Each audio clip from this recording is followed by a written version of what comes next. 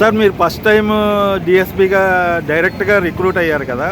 ఇప్పుడు ఈ డిఎస్పీగా అదే రిక్రూట్ అవ్వడానికి మీరు ఇంట్రెస్ట్తో చేశారా, లేకపోతే నాన్నగారు కూడా డిపార్ట్మెంట్లో ఉండడం వల్ల మీరు దీన్ని చాయిస్ తీసుకున్నారా?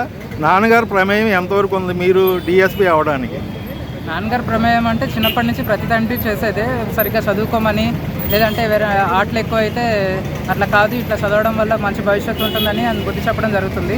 అట్లానే కోచింగ్ విషయంలో కోచింగ్ తీసుకునేటప్పుడు ప్రిపేర్ అయ్యేటప్పుడు మా నాన్నగారు చాలా మోటివేట్ చేసేవాళ్ళండి. నాన్నగారే కాదు, ఇంట్లో అమ్మగారు కూడా చాలా మోటివేట్ చేసి ఒక మంచిగా చదువుకొని మంచి ఉద్యోగంకి వెళ్ళినట్లయితే మంచి భవిష్యత్తు ఉంటుందని బుద్ధి చెప్పడం జరిగిందండి. నాన్నగారు సపోర్ట్ ఎంత తీసుకుంటారు? ఇప్పుడు మీరు విధి నిర్వహణలో నాన్నగారు సపోర్ట్ తీసుకుంటారా? మీరు ఆయన అనుభవాలు తీసుకుంటారా? ఏదైనా అడ్మినిస్ట్రేషన్ పరంగా ఏమైనా డౌట్స్ వచ్చినట్లయితే నాన్నగారిని సంప్రదించడం జరుగుతుందండి. ఆయన సపోర్ట్ తీసుకోవడం అంటే ఆయన డౌట్స్ ఏదైనా క్లారిఫై చేస్తూ ఉంటారు. లేదంటే నేను రోజు ఏం చేస్తున్నాను, ఈరోజు ఏం పని చేస్తాను అని డిస్కస్ చేసినప్పుడు కొంచెం స్టాఫ్తో ఎలా ఉండాలి, తోటి వాళ్ళతో ఎలా ఉండాలి, సబార్డినేట్స్తో కానీ సుపీరియర్స్తో ఎలా మెలగాలి అనేది మెలకువలు చెప్పడం జరుగుతుందండి.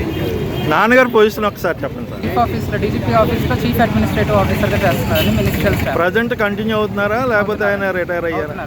ప్రజెంట్ కంటిన్యూ అవుతున్నారు. Thank you sir, best of luck sir.